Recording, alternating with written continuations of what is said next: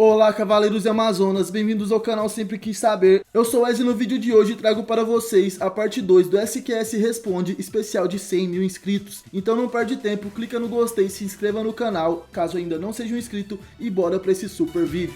Sempre quis saber! Então pessoal, primeiro eu vou responder as perguntas do Rodrigo, que não são poucas, mas são interessantes e vai dar para esclarecer as dúvidas de muitas pessoas. Primeiro ele pergunta: a armadura divina permite ao portador alcançar o nono sentido pleno ou não pleno? Então Rodrigo, a resposta é não. Despertar uma armadura divina não significa que o cavaleiro despertou o nono sentido de nenhuma forma. As armaduras divinas realmente se aproximam do poder de uma Kamui, que é a armadura utilizada pelos 12 deuses do Olimpo. Porém o cavaleiro não desperta o nono sentido ao usá-la. O nono sentido pleno seria se tornar um deus. O nono sentido não pleno seria conseguir o poder equivalente a um deus em algum momento e depois voltaria ao normal. Mas o nono sentido não tem nenhuma ligação com a armadura divina, apesar deles conseguirem lutar frente a frente a um deus como Hades. Na última batalha contra Hades, o mesmo, junto com os deuses Hypnos e Thanatos, tiveram seus corpos originais derrotados. Acha que isso por si só anula uma próxima guerra no futuro? No mangá Episódio de Assassino, o reino de Hades está se desmoronando porque seu corpo foi destruído. Acha que ele terá chance de voltar? Então, respondendo a primeira pergunta, eu prefiro acreditar que sim, que a Guerra Santa contra Hades na saga clássica seria a última. Como você disse em Episódio G, sua alma está se desfazendo junto do inferno. Isso aparentemente porque ele perdeu seu corpo original. Em Episódio G Assassin, acredito que Hades vai desaparecer. Porém, como ele mesmo diz, acho que Shun se tornará um novo deus do submundo. Mas na saga clássica é diferente e talvez ainda tenha a possibilidade da alma de Hades reencarnar como um ser humano no futuro, assim como Saori ou Seiya. Se Athena perder apenas uma guerra santa, acha que haveria chance de os cavaleiros e ela retornarem depois de 2 séculos? Eu acredito que sim, Rodrigo, eles retornariam, já que Athena praticamente depois de toda a guerra santa contra Hades que a gente tem registro, tirando a guerra santa do clássico, ela também morre. E depois de 200 anos ela consegue voltar. Então com certeza ela e seus cavaleiros voltariam depois de 2 séculos. Se os cavaleiros usassem armas, acham que eles poderiam superar os deuses como aconteceu em Episódio de Assassino? Para onde os deuses vão após morrer? No caso Hades perdeu seu corpo assim como Zeus em Episódio de Assassin. Aparentemente, após a queda do submundo em Episódio G, as almas simplesmente irão desaparecer, não irá mais existir um pós-vida. Em Episódio G Assassin, é dito que se os cavaleiros utilizarem algumas armas sagradas, os poderes deles podem ficar equivalentes ao dos deuses, como Aiolos utilizando uma espada sagrada que fica com um poder equivalente a um deus, e ainda derrota Saga e Zeus que estava no corpo de Aiolia. Aparentemente, após a queda do submundo em Episódio G, as almas simplesmente irão desaparecer, não irá mais existir um pós-vida. No caso de Zeus, acredito que ele não perdeu seu corpo original. Até agora, ele apareceu como espírito e também possuindo Aiolia como receptáculo. Da mesma forma que Hades possui Shun, Poseidon possui Julian Solo e Ares possui Kyoko. Então existem chances de Zeus aparecer com seu corpo verdadeiro. Após uma guerra santa e todos os cavaleiros morrerem, a reposição dos cavaleiros no santuário já começa logo depois, ou eles esperam 200 anos após a próxima guerra santa começar, para começar a treinar os cavaleiros. Então Rodrigo, no mangá de Lost Canvas, os cavaleiros nunca deixam de existir, sendo sempre que um morre, tempos depois, outro assume seu lugar. Até mesmo antes e depois da Guerra Santa contra Hades, os cavaleiros de Athena continuam lutando contra o mal, mesmo Athena não tendo nascido ainda, ou mesmo que ela já tenha falecido. Por isso as tradições dos cavaleiros sempre ficam vivas, porém pode ter vezes que o santuário fica com poucos cavaleiros por algum tempo. Mas pelo que vi no capítulo 1 do mangá Saint Seiya Origem, escrito pelo próprio Masami Kurumada, o santuário ficou sem cavaleiros por 200 anos, sendo Saga e Kanon os primeiros a chegarem ainda bebês ao santuário. Então na concepção do Kurumada, na saga clássica, os cavaleiros só começariam a nascer pouco antes do confronto contra Hades.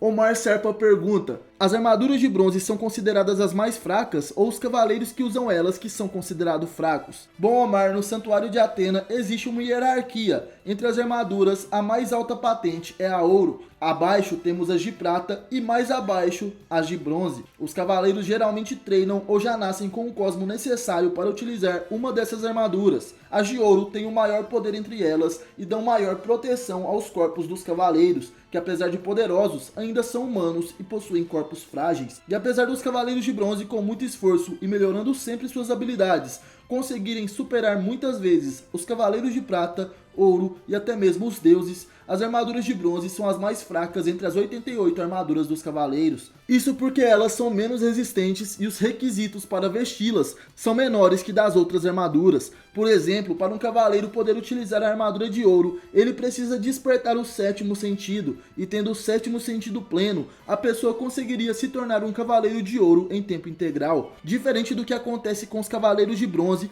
que precisam passar por um treinamento e despertarem o cosmo, assim podendo utilizar suas armaduras. E é por não terem controle total sobre o sétimo sentido que eles continuam sendo cavaleiros de bronze, apesar de utilizar as armaduras de ouro algumas vezes por terem despertado o sétimo sentido em batalha. Então não podemos dizer que os cavaleiros de bronze principais da saga clássica são mais fracos que os de ouro ou que os de prata, isso porque eles já superaram vários deles, mas os requisitos para utilizarem as armaduras de bronze são os mínimos, isso porque as armaduras de bronze são as de mais baixa patente. Essa lógica não inclui os cavaleiros de aço, pois eles não fazem parte do santuário de Atena e também não precisam de cosmo para utilizarem armadura.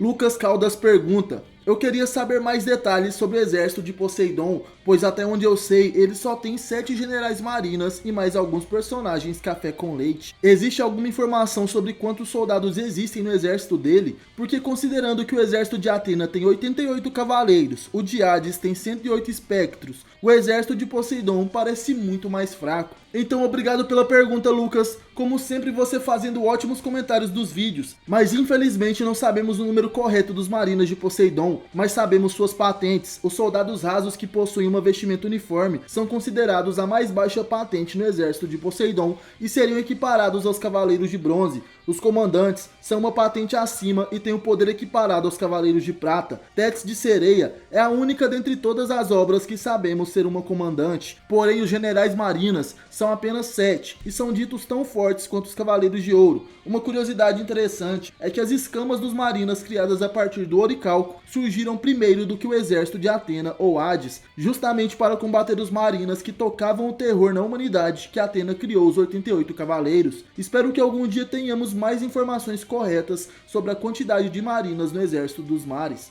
João Vitor pergunta: Wes, você já tinha percebido que o Ikki tem uma cicatriz na cara? Eu só fui ver porque tô revendo Cavaleiros, e como você acha que ele conseguiu essa cicatriz? Pois é, João, eu já sabia sim. Muitas vezes as pessoas nem percebem essa cicatriz do Ikki, porque realmente ela passa bem batido na história. Mas a verdade é que Ikki recebe a tão falada cicatriz no final de seu treinamento na Ilha da Rainha da Morte. Ela foi feita justamente por Guilt, seu mestre, que ao tentar matar seu pupilo, acaba matando Esmeralda, a namoradinha de Ikki. Nesse momento, o golpe que tira a vida da menina pega de raspão no cavaleiro, que ganha essa cicatriz na testa.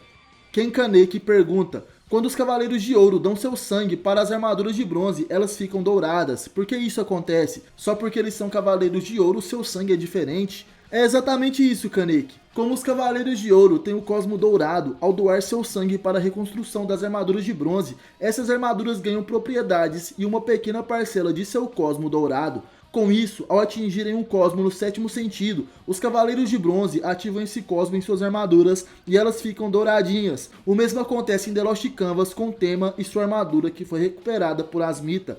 E também um pouco da essência do cavaleiro que doou o sangue fica na armadura, como podemos ver no vídeo que fiz aqui para o canal no capítulo 4 da terceira temporada de The Lost Canvas. O espírito de Asmita se manifesta através da armadura de Pégaso e conversa com Défteros. O mesmo acontece com Shaka na saga Next Dimension, onde sua projeção astral se manifesta pela armadura de Andrômeda do Shun e ainda enfrenta Shijima de Virgem. Então o sangue de um cavaleiro de ouro pode dar essas certas propriedades para as armaduras de patente mais baixa. Mas o maior hack nas armaduras é o sangue de Atena ou de outros deuses, possibilitando a transformação em uma armadura divina.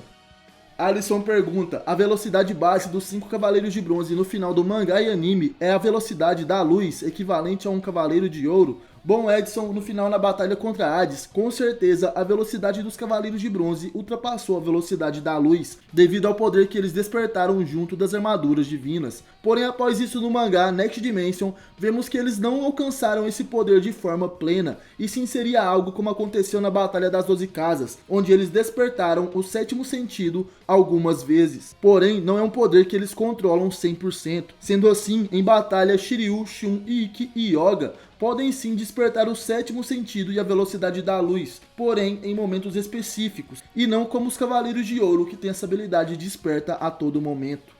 Então galera, essa foi a parte 2 do SQS Responde especial de 100 mil inscritos. Tem uma playlist especial apenas com os vídeos do SQS Responde e eu vou deixar o link aparecendo aqui na tela final. Então clica aí e assista aos vídeos. Lá eu respondo várias dúvidas de vocês. Obrigado por assistirem até o final. Se esse vídeo tiver bastante gostei e visualizações, em breve teremos outro SQS Responde. Então deixa o like e compartilhe com os amigos. É isso, valeu, falou, tamo junto e até a próxima. Você já sentiu o Cosmo?